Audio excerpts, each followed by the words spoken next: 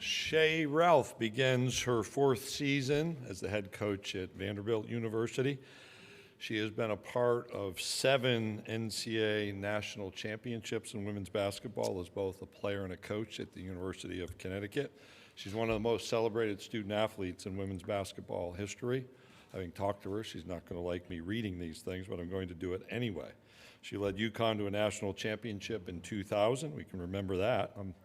I've been around enough to remember that. She was named the NCAA Women's Final Four Most Outstanding Player in 2000. In 2000, she was an All-American, won the Honda Award, and was named the Sports Illustrated for Women Player of the Year. She was drafted in the WNBA draft in 2001 by the Utah Stars. A knee injury altered her professional career, so she began a coaching career.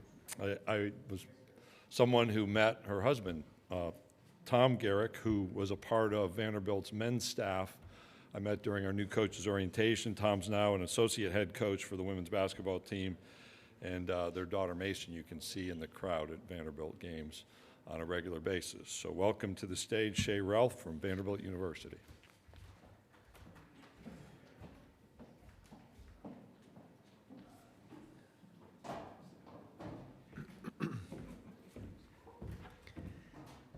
I believe we're going to go straight to questions. Yes, sir. And so if you have a question, raise your hand and we'll get one of the remote mics to you. And remember to identify yourself and the media outlet you represent when you ask your question. So let's start on the second row on the right. Elena Morris, VandySports.com. Coach, earlier this week you had your contract extended. What does that mean that Vanderbilt believes in what you're doing and that you can continue to lead this program?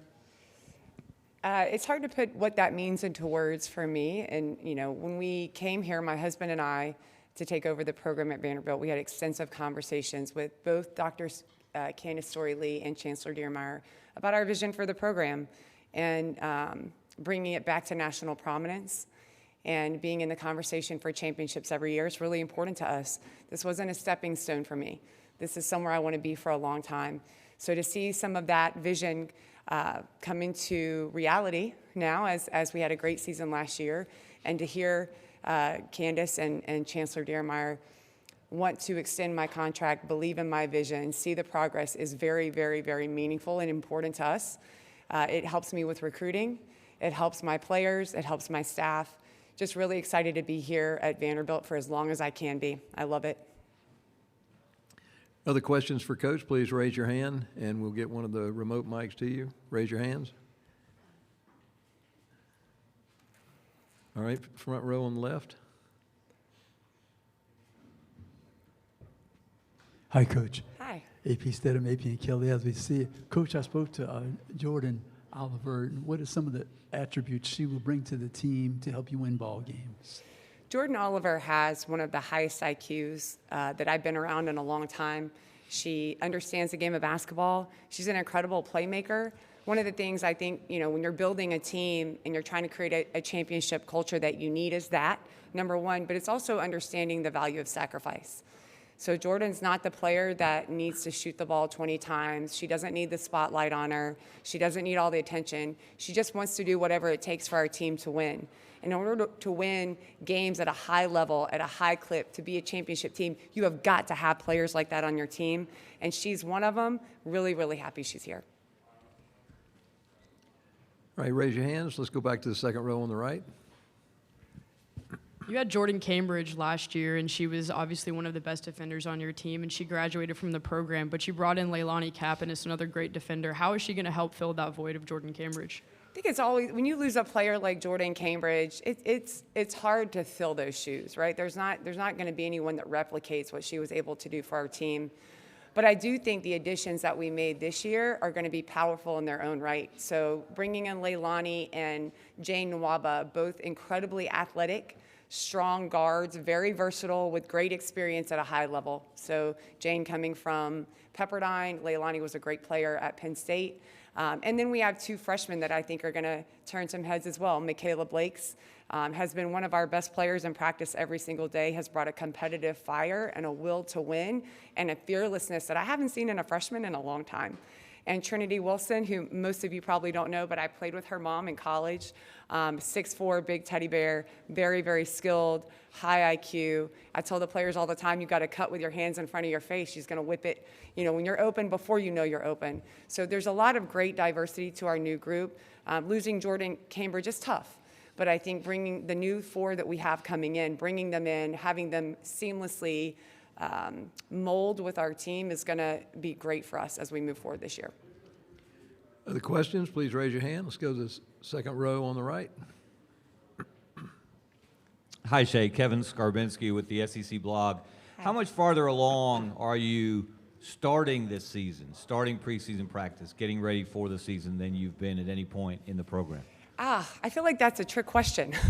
Like you think you're further along some days, and then there are days where I'm like, we are so not there yet, and part of that's that we haven't played a game yet. We haven't played a scrimmage. Our first scrimmage is this weekend. I think we'll know a lot more after that. I will say the one adjustment that I made as a coach this year, bringing in our new players, understanding the trajectory of our program, the success we had last year, we focused a ton on laying the foundation of our culture. I feel like our culture is in a pretty good place, and we were able to start practice a little sooner this year. So we've been together for longer. We're playing more 5-on-5 than we have. I love a good drill. And so the additions that we've made, the success that we've had, the movement of our program in a positive direction has allowed me to do some things sooner.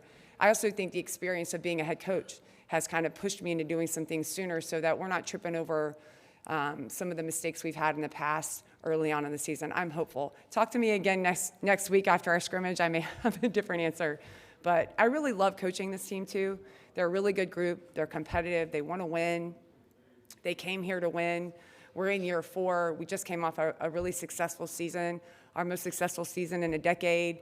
So the energy is really good right now, and they understand, as you guys say, they understand the assignment, right? They understand the assignment. The other thing that's awesome right now on our campus is it's just a great time to be a Commodore. You're watching our football team, our women's soccer team doing historic things. Being on campus, when we beat Alabama, that hasn't ever happened. And we're a very tight-knit campus, coaches and athletes, and we all have the same vision for our programs, like a holistic development in our student athletes, where we're pouring into them as athletes, we're pouring them into them as students, as members of the community, as young human beings. So it's really awesome just to be part of that right now. For us as a women's basketball program, we get to move into a brand new practice facility in about a month and a half, which will be the biggest one in the country. So what you look at our vision, where we want to go, what we did last year, but you also have the support that I have in our AD and our chancellor. And right now, and you guys know that the landscape is changing rapidly. And we're still doing all of these things to make sure that at Vanderbilt, we're creating the best student-athlete experience in the country. That is really, really special. My staff feels it. Our players feel it. We're ready to do special things this year. Next question on the front row on the left, and then we'll go to the fourth row on the left. Coach, what is the NIL landscape at Vanderbilt for women's basketball? The NIL landscape, it changes every day. I think what it's been probably depends on each university and each coach that you ask. It's going to be different. I think if anybody tells you what they know it's going to be, they're not telling you the truth.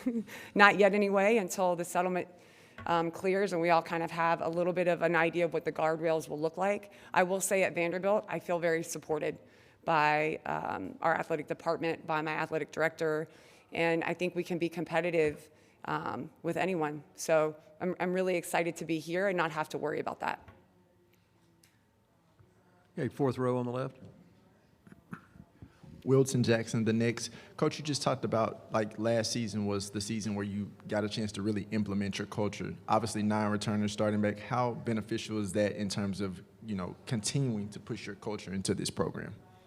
Could you repeat the first part of the question? I'm sorry, you said last year, the trajectory. You're talking about the culture or the winning? The culture. You had mentioned, like, you were able to establish the culture in your program, Yes. and so more so, how do you see having 9 returners coming back? Like, how do you Yes. see that, advancing the culture even more?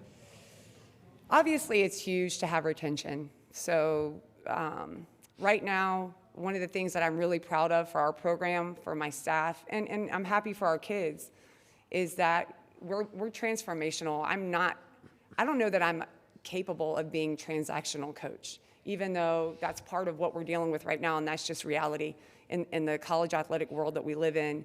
But we really do try to pour into our student athletes. And I think, it's much like parenting. You just have to be super consistent every day and hope that they start to pick up some really good habits. And for us, this is years in the making. And so one of the things that I thought was really cool for our team last year was to experience some success, to see some of the hard work, some of the things that we preach every single day in terms of their habits and their belief and their values and the way they show up actually pay off in results. There isn't anything I can do to make that happen. So that takes time, it takes effort, it takes a belief, and sometimes you're not going to get the results that you want, but it can't change who you are. And so we keep harping on that, and that has been a foundational part of our program and who we are. I think the fact that we did have some success last year has helped our players believe even more. Because if you remember now, when we got to Vanderbilt, we didn't have players here that had won before. They didn't know what a winning culture or a winning team or what it looked like to be a winner felt like or looked like. They didn't have that behavior modeled. So we really had to start from scratch and build that inside of them, and it takes time. And I constantly preach to them about that. But I thought last year was a huge stepping stone for us in that way, so that they understand that, great things, it's not like the world we live in, not like Amazon where you can go on, I want something and it's at your doorstep at 10 a.m. the next day. That's not how this works.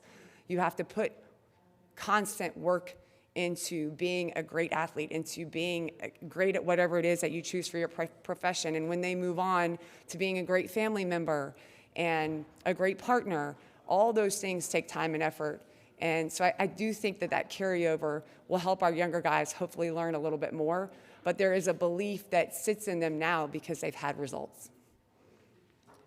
Raise your hand if you have other questions. Go back to the second row, right here on the right.